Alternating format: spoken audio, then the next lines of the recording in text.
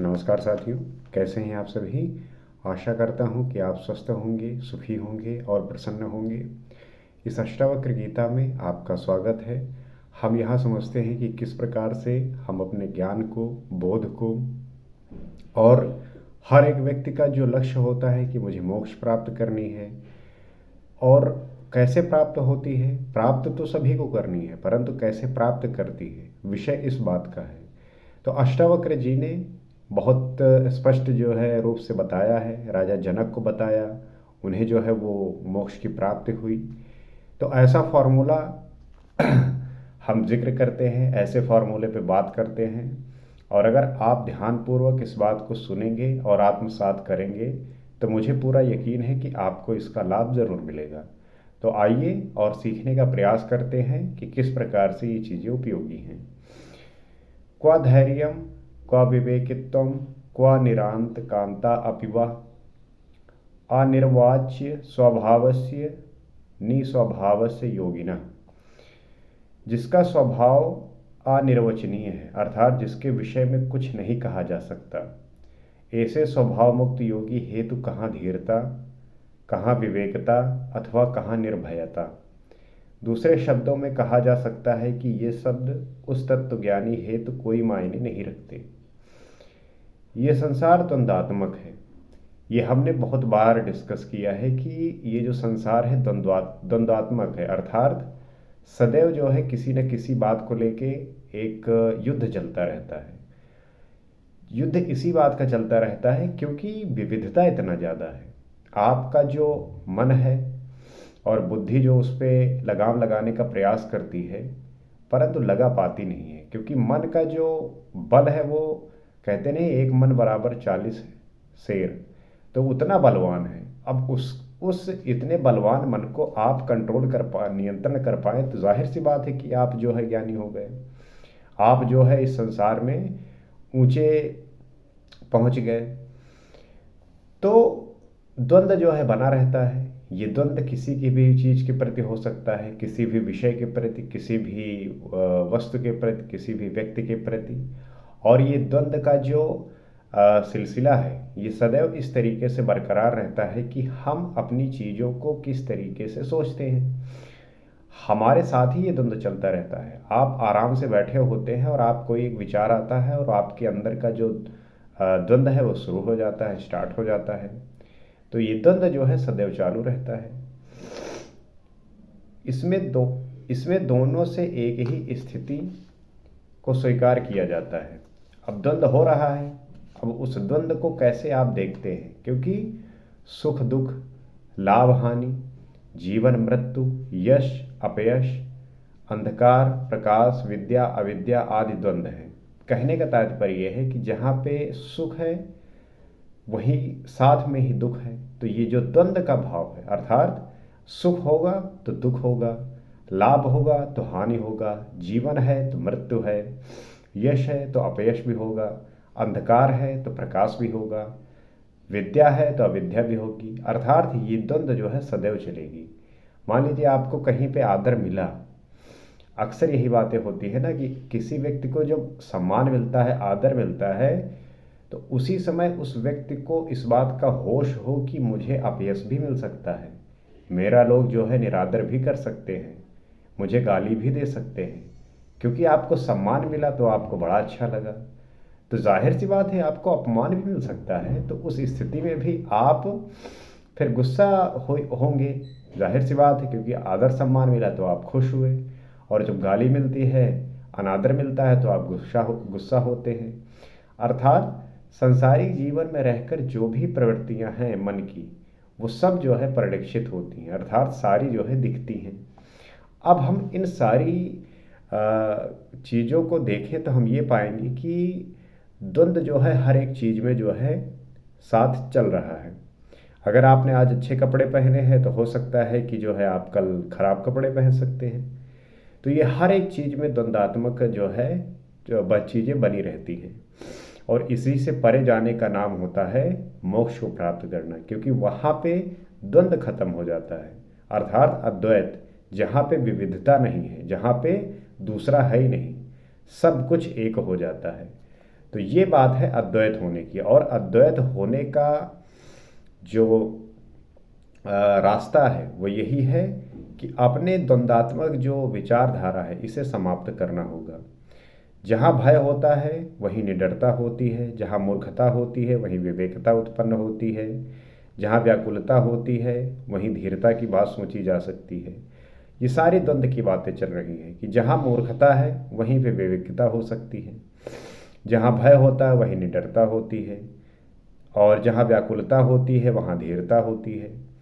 परंतु योगी जिसने उस परम रस का स्वाद चख लिया सर्वदा उसी आनंद में डूबा रहता है।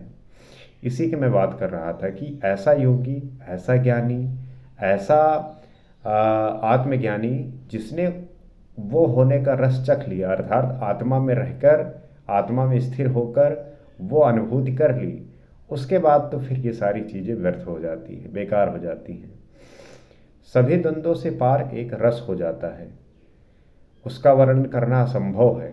वो ना सिद्धांतों में जीता है, ना ही किसी मान्यताओं में, ना परंपराओं में, ना वो रूढ़ियों में जीता है, और ना ही आदतों में जीता है। तो इस संसार में रहकर आपको बहुत सारे नियमों का पालन करना पड़ता है, समाज के दबाव में, परिवार के दबाव में। कैसे? लोग कहते हैं कि सिद्धांतों पर जियो, मान्यताओं को मानो, परंपराओं को मानो, रूढ़ियों को मानना पड़ता है, और ये आदत में जो है जीना पड़ता है।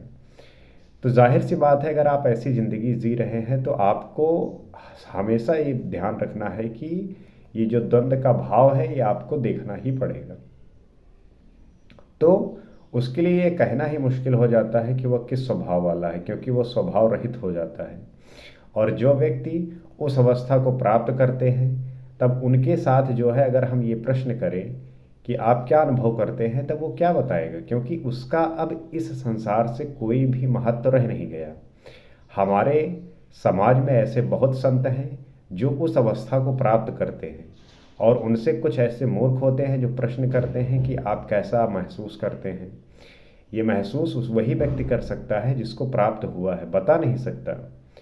तो वो अपना कोई स्वभाव, कोई आदत बनाता नहीं, वो आत्मा के स्वभाव के अनुसार चलता है। तो उसका किसी भी प्रकार का कोई भी स्वभाव नहीं होता, उसका किसी प्रकार का कोई आदत नहीं होता।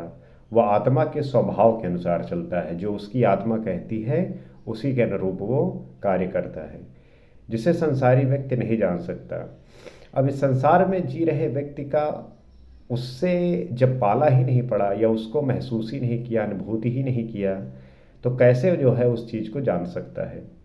अज्ञानी मनुष्य ही नियम, संयम, मर्यादा, अनुशासन, सिद्धांत, कर्तव्य, विवेक इत्यादि में बंधकर जीवन व्यतीत करता है। अब अगर हम ये बात एक संसारी व्यक्ति से करेंगे तो वो आपको महामूर्ख कहेगा। वो बोलेगा कि विवेकी होना, कर्तव्य निभाना, सिद्धांतों पर चलना, अनुशासन पालन करना, मर्यादा में रहना, संयम, नियम, ये तो एक श्रेष्ठ जो है व्यक्ति के गुण होते हैं। परंतु ये सारे गुण जो है संसारिक जीवन के हैं, क्योंकि ये जो है आपके जीवन को बांधते हैं यही संसारिक जीवन में। और जो मोक्ष का द्वार है वहाँ पे इन सबको जो है समाप्त करना पड़ता है, इनसे रहित होना पड़ता है। मतलब यह है कि शून्य होना पड़ता है, किसी भी प्रकार की कोई भी वासना नहीं, कोई भी इच्छा नहीं, कोई भी कामना नहीं।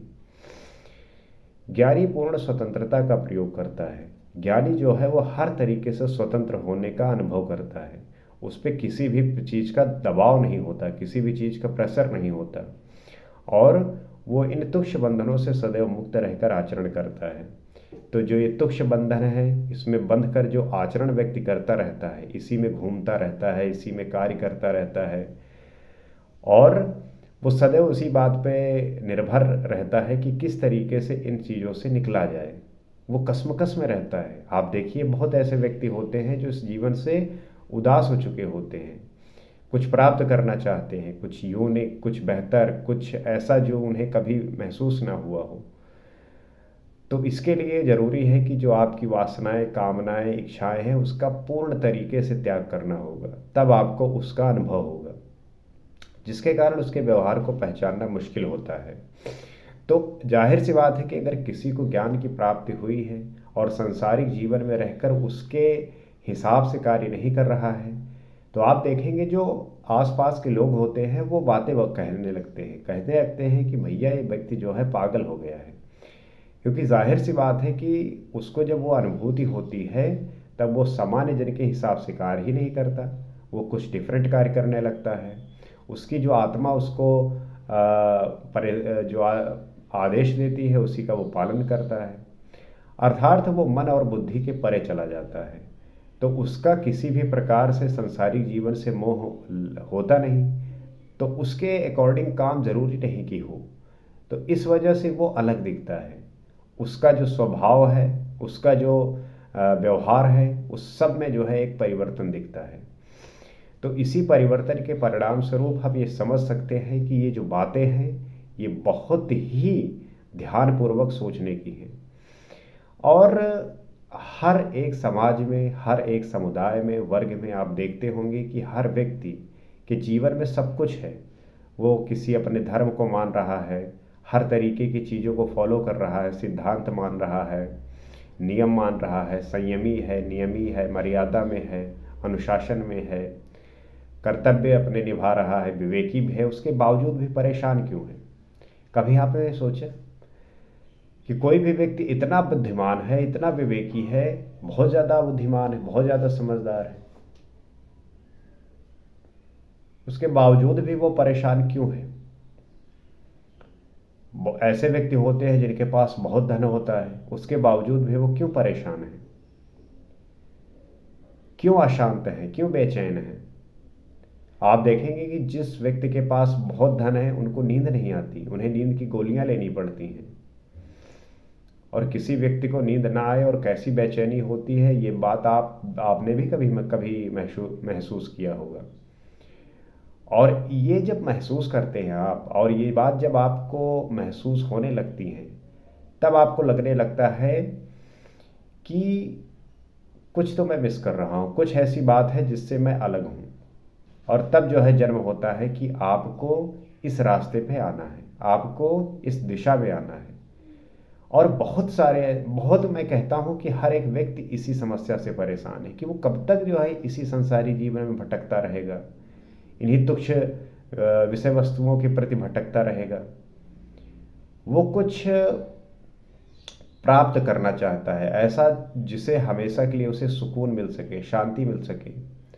और उसके लिए ज़रूरी है कि आपकी सारी इच्छाएं, सारी वासनाएं, सारी कामनाएं, सारी तृष्णा सब समाप्त हो जाए, तब आपको वो अनुभूति होगी, तब वो जो है आपको वैसा महसूस होगा।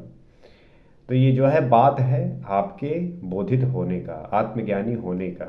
और जिस दिन ये प्राप्त होगा, आपको जो है वैसी धारा मिलेगी जहाँ से आपको आनंद का शाश्वत सुख जिसे कहते हैं वो आप महसूस करेंगे। तो उम्मीद करते हैं कि बात समझे होंगे।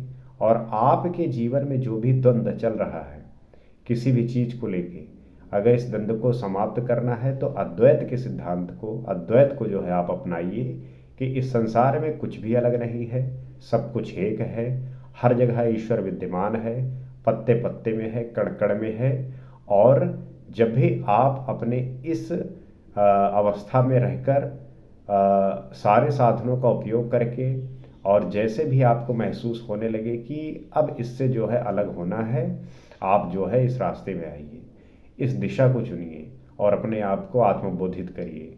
फिर देखिए कि कितना सुख आपको मिलता है। कोई भी व्यक्ति करता है, कोई भी व्यक्ति कर सकता है, और साधना करते हुए साधक बन के अपने जीवन को मोक्ष तक पहुंचा सकता है। तो इसी आशा के साथ कि आप इन बातों को आत्मसात कर रहे होंगे, सोच रहे होंगे, चिंतन कर रहे होंगे, और जब आप इसके बारे में सोचेंगे, समझेंगे, तो आपको इसका लाभ जो है ज़रूर मिलेगा। इसी उम्मीद के साथ अगले एपिसोड में कुछ और आपसे बात करेंगे, कुछ और जानने का प्रयास करेंगे। आज के लिए इतना ही। नमस्कार।